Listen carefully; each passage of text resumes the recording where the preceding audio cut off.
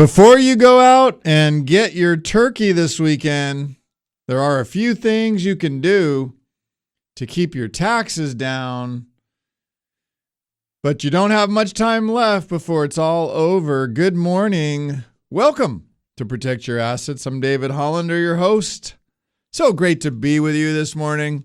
What a beautiful day. I know it's a little cold, but anyway, just get stretching. Let's go. For those of you just joining us for the first time, welcome. People around here. Yep, they call me the Sandman. You hear the jingle. That's because I help you sleep well at night by answering your tax, legal, financial questions. I've been doing this for over 30 years. We're broadcasting live right now out of our little studio here in downtown Oakland, California.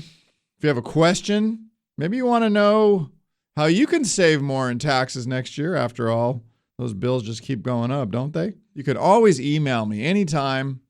Questions at pyaradio.com. Questions at pyaradio.com. So 2025, yep, it is just around the corner. And that tax law, remember the what do they call it? The Tax Cut and Jobs Act, TCJA. I never knew what that stood for. But anyway, that's what it stands for. And it's supposed to just evaporate or go away at the end of next year. And so everybody wants to know what's going to happen. Is it going away? What should we do now?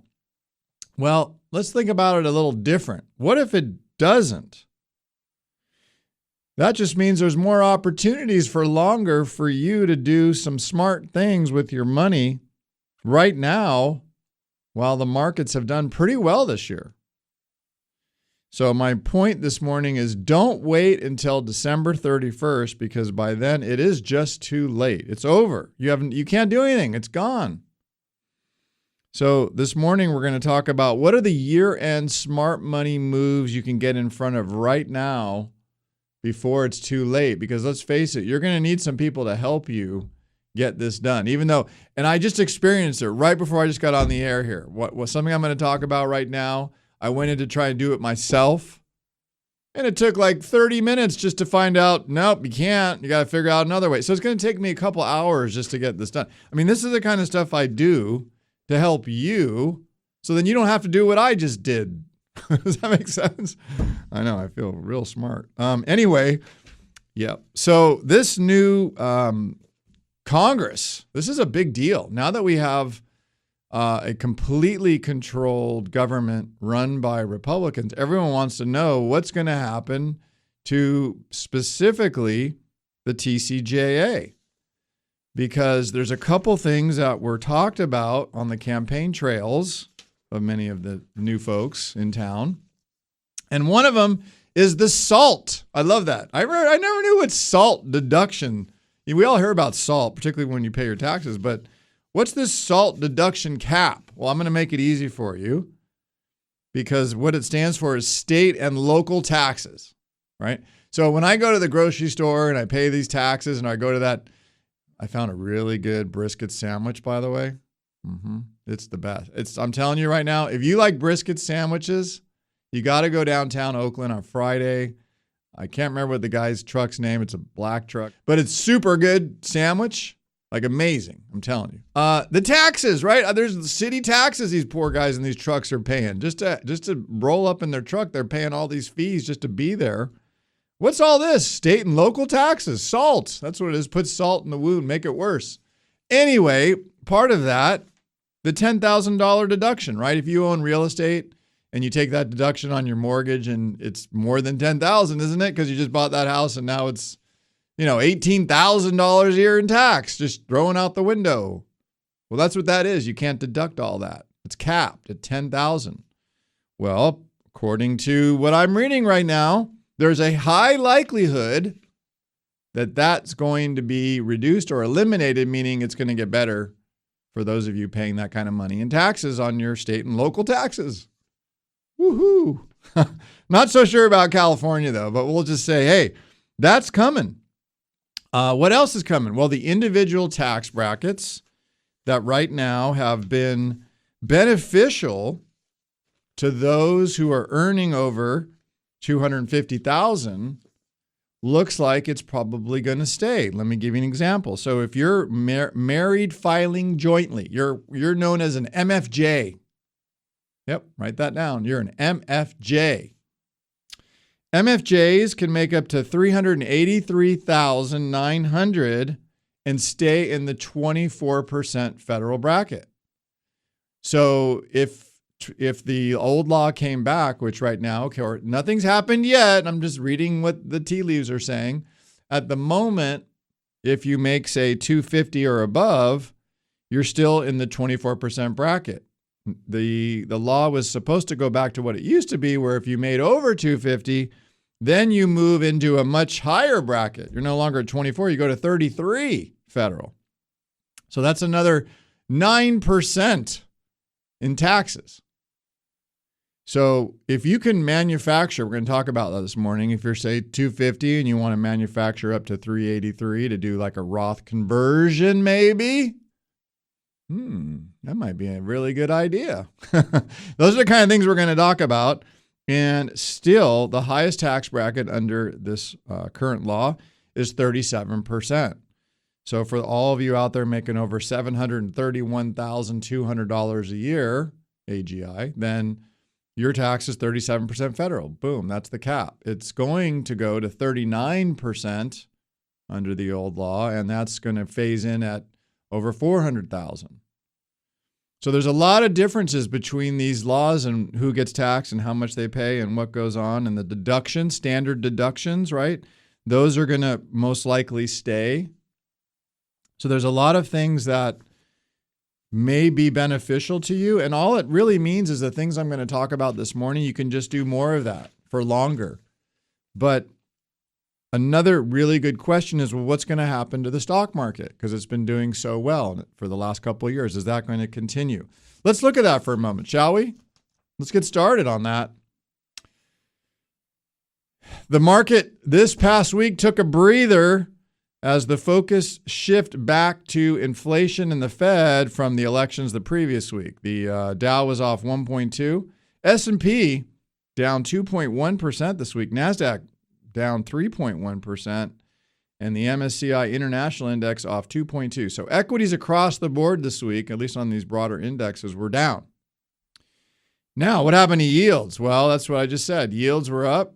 The 10-year closed at 4.44%. Remember last week we were talking about the 430 level.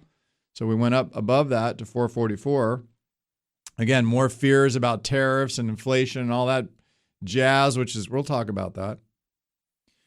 Oil down 4.8%, $67.03 a barrel. So broke that 70. Remember the 70 support level we were talking about. And bonds were off 0.9% to close at 97.66. Year to date, still up 1.4. So here's the message. Between now and the end of the year, I expect some volatility. Nothing crazy, but again, the type of volatility we saw this past week. Why? Well, there's a new government coming in across the board. It's uncertain what's going to happen. So this will most likely continue through the first quarter. And so you always remember the January surprises. January is always a real fun month. It either goes up nicely, down, you can never really know. So all I would tell you is get ready for this sort of volatility we've seen. Figure out what you're trying to do in terms of your taxes now, and look at when you're going to retire and make sure you're aligned so you have enough income to live off of.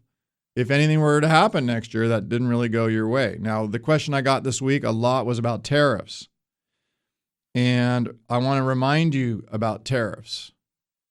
And this is what you need to know. Tariffs typically have a one-time impact to prices, meaning like once they raise a tariff, it's going to hit, but then it's over. And if you look at history, again, I go to history. I always look at history. History tells us that prices over time return to normal. All right? So don't get all freaked out and scared about this. People do this all the time. I believe markets are going to continue to go higher, and that these walls of worry, I got a few calls this week. People worried. Just relax. Take a deep breath. Because if the growth continues the way it is and we're as strong as we are and inflation continues to come down, the Fed's doing a pretty good job of that, then this is going to just continue. And you don't want to miss out on that. I'm going to unveil some last minute smart money moves that you should start making Monday, because this takes time. I just experienced it. I'll share it with you when I come back. Stick around to protect your assets. We'll be right back.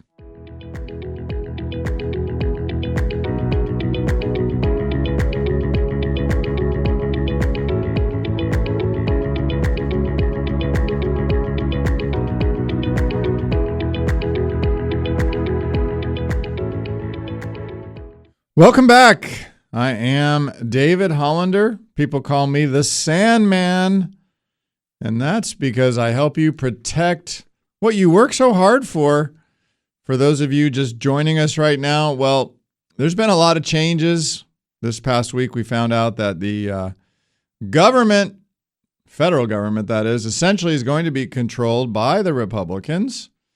2025 is just around the corner. And as I just found out before the show, there's some things you can do before the year is over that could save you a lot of money in taxes.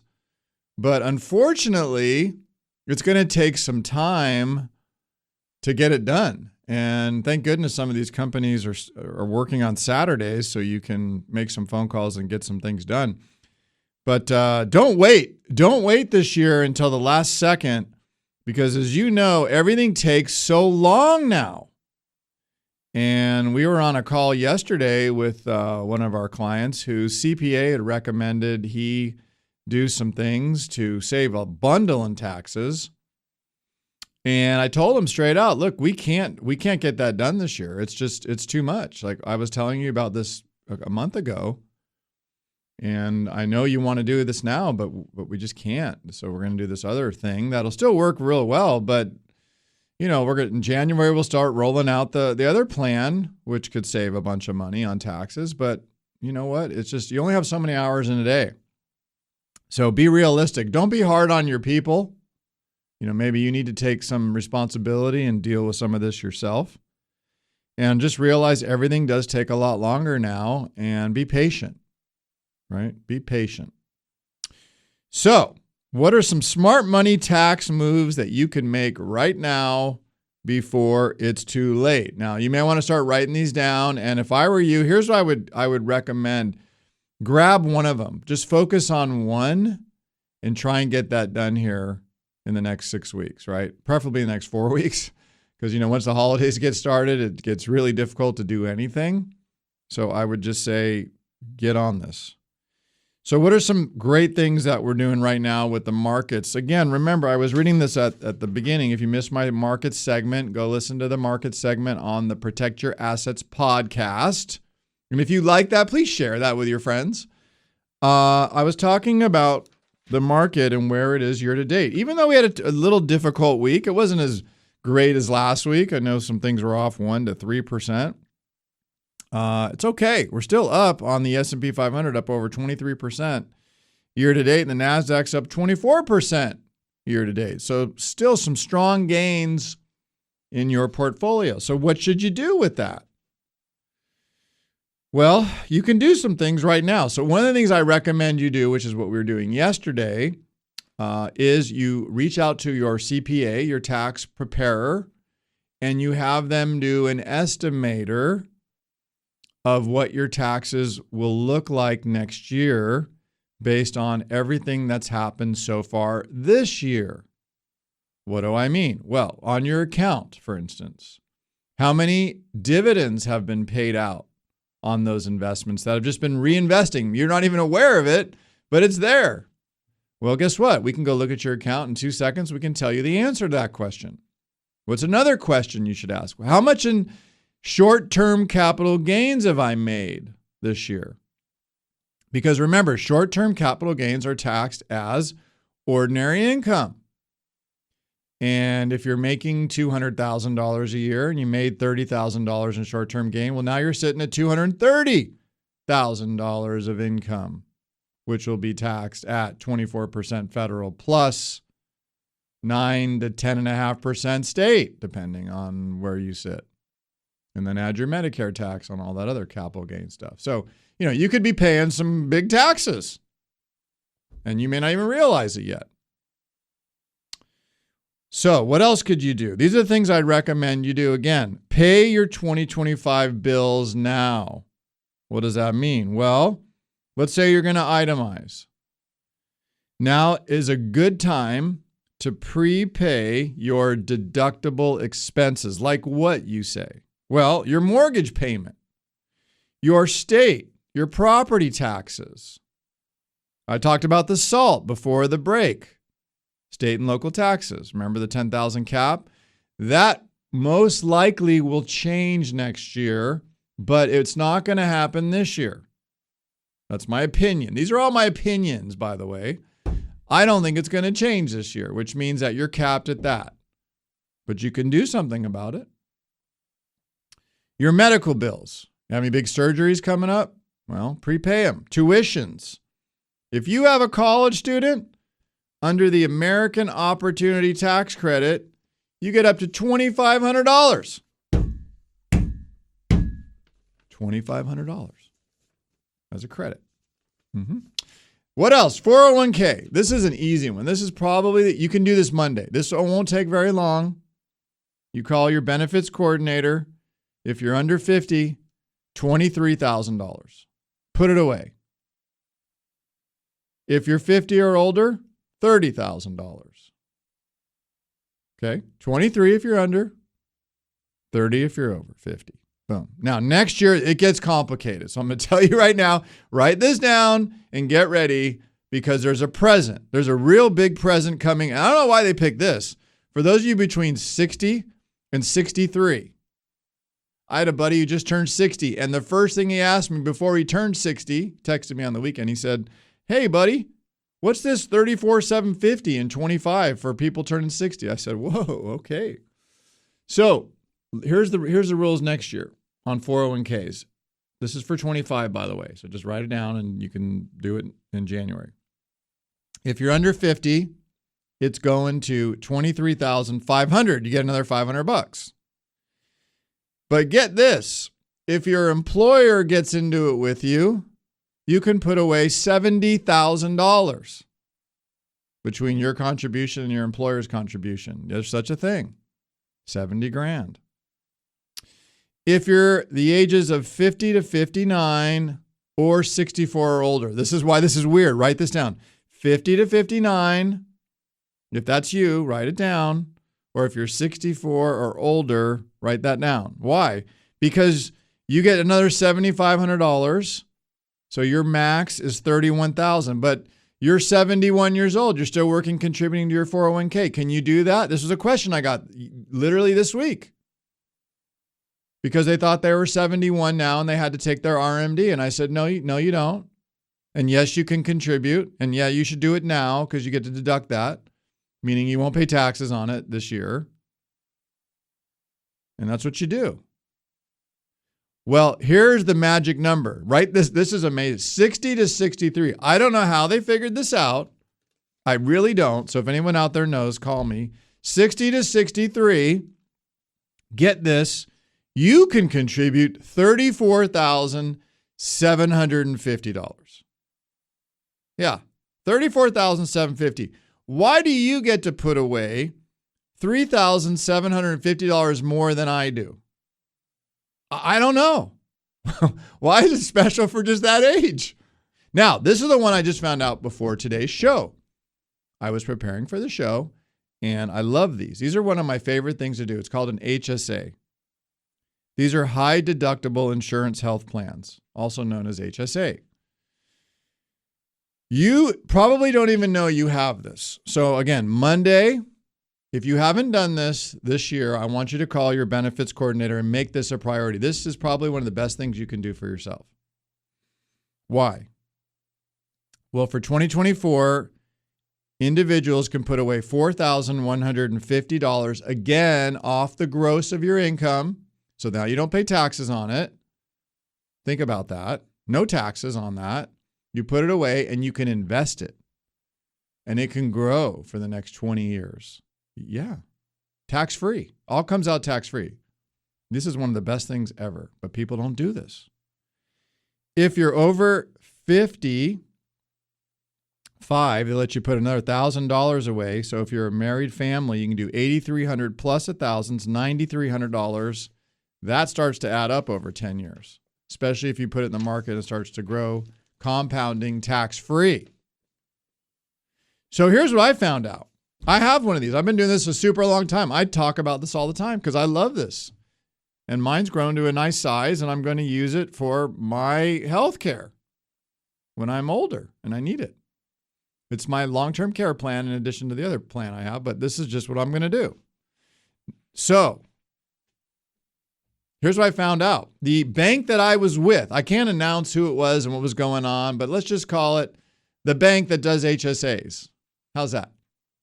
Well, I just called them because that's where my money is sitting. And I said, hey, I want to move that to my brokerage account.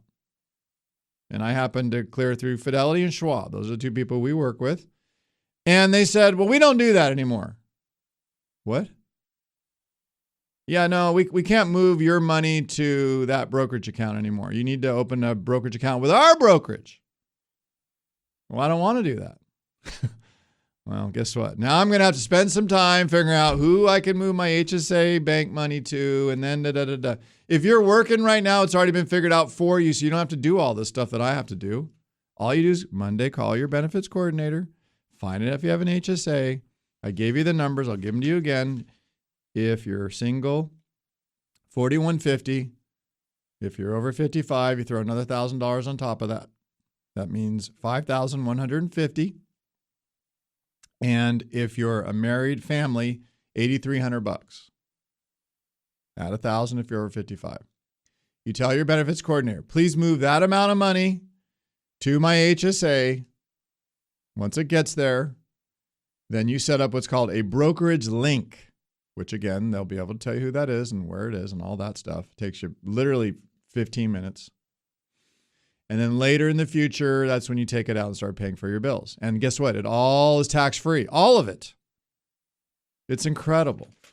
So you must do that if you can. All right, please. Now, John called me up and said, I did that and I had a medical bill this year and I pulled $2,000 out to pay my co-deductible and it didn't cost me any taxes. And I said, don't do that. Well, what do you mean? I said, the whole reason you're doing this is to let the tax-free compounding grow on itself. Would you please go read about that? Albert Einstein said the most powerful force in the universe is compound interest. Yeah, read about it. Make that force work for you.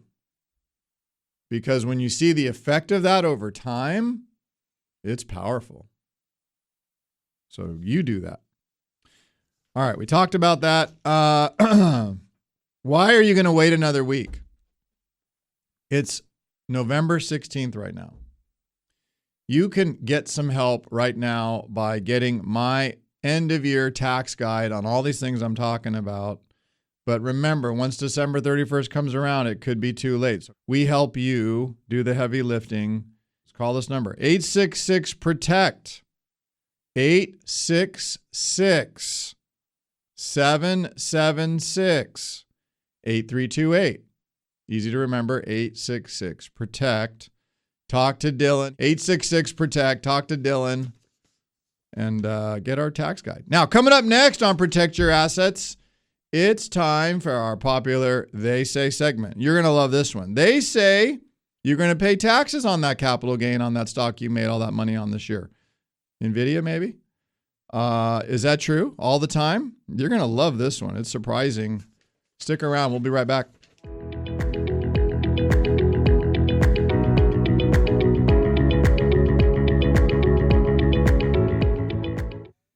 Welcome back. This is Protect Your Assets, and this morning we are talking about the trifecta that just swept the federal government. And people have been asking me, what does that do to TCJA? Because after all, those tax laws were supposed to phase out last year, sorry, next year. Whew. Hooey! Anyway, yes, they're supposed to phase out next year, 25 at the end. And people are wondering, well, what's going to happen now that Congress is now controlled by the Republicans and so is the White House? Is that going to continue on? Are we going to be able to do much more of this for longer? And the answer is maybe. And so we've been talking this morning about where and how and why and what you can do about it. So if you missed any of it, go check out our podcast. Wherever you get your favorite podcast, just type in Protect Your Assets, and you can listen to the show right there. Now it's time for one of our fan favorite parts of the show. It's our They Say segment, where we debunk common myths, half-truths, and sometimes just bad advice that they say. All right, so here's one they say. They say that you always have to pay capital gain taxes on your stock winners every time. Is that always true? Before the break, I was talking about NVIDIA. I know some of you who have bought NVIDIA have made a lot of money this year. The answer is no. You don't. You don't have to necessarily pay taxes all the time on your capital gains if you prepare correctly. What do I mean by that? Well, if you are a single filer and you make under $47,150, or you're a joint filer and you make under $94,300, guess what? You could pay zero in long-term capital gain tax on that sale of that stock. It's that simple. So look at this now, because if you're sitting on some gains and you want to pay no capital gain taxes on that, there's a way to do that. And with the stock market, even with the mild correction, look, this past week was minimal. Markets are still up over 20%, S&P, NASDAQ. Now might be a good time to take some profits and just sit and see what happens. What's wrong with that? Buy it back. Now, we had a great question. This came from Hildy in Santa Rosa. And Hildy had a good idea here. She says, look, I think I have a brilliant idea. I love when they ask that. That's great. Okay. What is it? I would like to divide my Roth IRA between my two girls after the first of the year. It's my understanding that I will pay no taxes, and there is paperwork I fill out to have it go to their inheritance amount, which will also have no tax consequences for them. And right now it's at a big brokerage firm in an index fund. And so I just want to set up two new accounts in their names. And I don't think it can stay as a Roth. That's correct. It's going to have to be a regular account. What do you think? Does that make sense? So, Hildy, this is a reasonable thought, and I understand why you're doing this, but here's why I would say let's talk about some other ideas. Because here's why. Look, first of all, I know you're in your early 60s and you're healthy, and it's likely that you could live at least another 10 years. Now, I know you have an estate tax problem. Again, there's some more facts here I'm not sharing with you, but I'm telling you now that this is the facts. Has an estate tax problem, meaning that currently the estate tax limit is a little over $13 million. And so if Hildy dies and leaves her girls the $13 million, they get it all estate tax free. And if she owns, say, NVIDIA in her brokerage account and it went from $10,000 to $1 million, they're going to get that $1 million totally tax-free because the basis steps up to the $1 million on death. No tax on that if they sold it the next day. And there's no estate tax because it's under the $13 million. You follow where I'm going with all this? Okay. So let's just say that you're Hildy. And your goal in this case is to give your kids, in this case your two girls, some money now so they can enjoy their lives. You can see them spend it and not worry about things that they're calling you about now, maybe like kids' bills and clothes and orthodontics, all this stuff, right, that they hit you up for all the time. You don't mind as being grandma, you're going to take care of your kids and your grandkids. Of course you are. But maybe you're kind of writing a lot of checks and you want them to take some independence and make their own decisions, not have to call you all the time, right? And if you're Hildy in this case, you don't really need the money. I mean, that is the facts here, okay? Just to be clear on that. So, should you do the Roth? I don't think so. Here's why. Hildy, you're going to have probably another 10 plus years to live. That money can continue to grow like you set it up tax-free each and every year. It's in good low-cost index growth funds. So those are growing at very low fees over time. They should increase in value. When your girls inherit that Roth IRA, that will be tax-free. So all the growth, all those years is tax-free. They inherit it tax-free. And then they have 10 years to spend it, but it's all tax-free. Now, if you were to want to give that to them now, guess what you do? You ruin all that tax-free future growth. How? Well, because you can't just roll your Roth to their Roth. Doesn't work that way. You're going to have to cash in your Roth now. You're going to have to give them the money now, which is fine. You want to give it to them anyways, but then they're going to end up putting it in an ordinary account. And if they're going to spend it, say, over the next 5 to 10 years on stuff they need, then they're going to have to pay taxes on any growth or whatever they earn on that money. That's not really great for that money. So what you might want to do is look at other things in your portfolio. You could use some of that other money that is more tax efficient when we're looking at it from the pure growth side of things. And you could just give them other things that would equal the couple $100,000 you're trying to do right now. Does that make sense? So again, you want to look at your situation and what buckets are growing at what level and what's the potential end result there. By the way, this starts to sound complicated, right? Because it is. And you really need tools to figure this out before you do things. And that's the kind of tools we use. We use a tool called eMoney. And on our team here, we have a financial planner. We have actually several of them. We work together as a team. We have a tax person and we have attorneys, and they all work together to help you.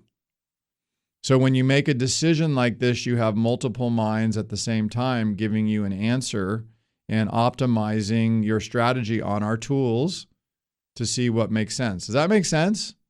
Now, look, I can do what I did yesterday, which is I had a client, we pulled up his CPA on the phone, and I got this administrator on the phone, and I got the actuary on the phone, and we were all there. It was a big conference, and the client was impressed. He's like, wow, this is great having all these people together, and that's fine. We'll do that for you. We're happy to.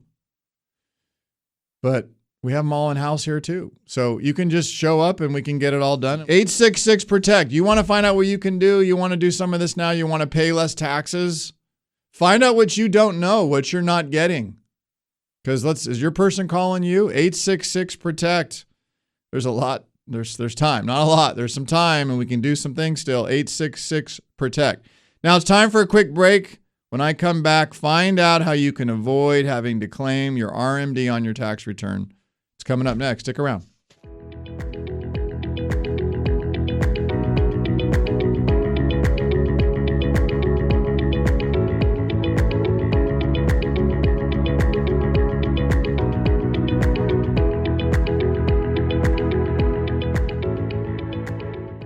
Welcome back. I am David Hollander. If you like this kind of music, this is my daughter, Jackie Hollander. She's got a lot more followers than me now. She's going to be performing next Friday in San Francisco. If you want to see her live, you can follow her on Instagram, Jackie Hollander. Find out all about it.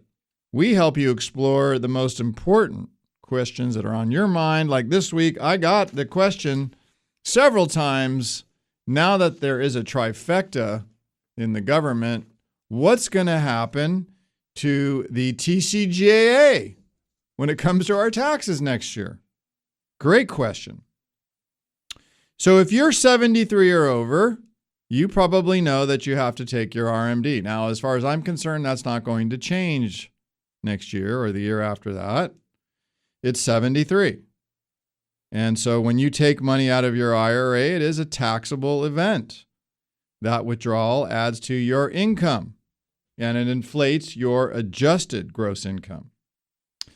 Then if you give the same amount to charity, the charity will reduce your income by that gift. So the first thing is, do you have to take your RMD? If you don't, then maybe you should, because there's another way to, as I was talking earlier about Roth conversions and stuff. Well, here's another way to do it. You could give it to the nonprofit that you love and pay less in taxes. How do you do that? There's something called a QCD. This is a qualified charitable distribution. And you can give up to $100,000 from your IRA when you're over 73 years old without counting the distribution as taxable income.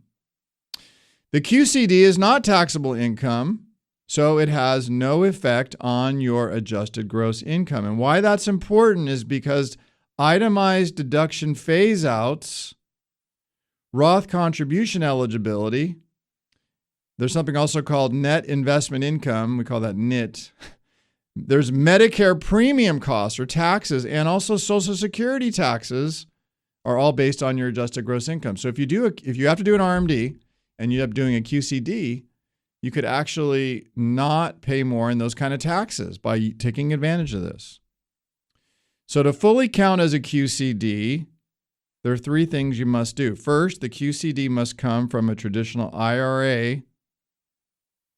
The distribution must transfer directly to the qualified charity, and you must receive a confirmation letter from the charity, and the letter must include the statement that no goods or services were received in exchange for the gift. I'd like you to inhale through your nose. Exhale through your mouth. Close your eyes. Not if you're driving. Picture a day when you can relax, travel, and do all the things that you have always wanted to do. Well, you need to take action to make it happen. 866-PROTECT. Pick up the phone right now, 866-776-8328, 866-776-8328 to get some help right now. I'd like to give a big thanks to the Protect Your Assets team for putting together a great show today. Executive producer, network manager Kevin Renfer, and of course all my fabulous producers. Back there, Raph. Is Adrian there today? Adrian, Dylan, thanks, guys. Because without my team, I'm just another pretty voice on the radio. You've been listening to Protect Your Assets. I am David Hollander, the Sandman. Go out and make the rest of your life the best of your life.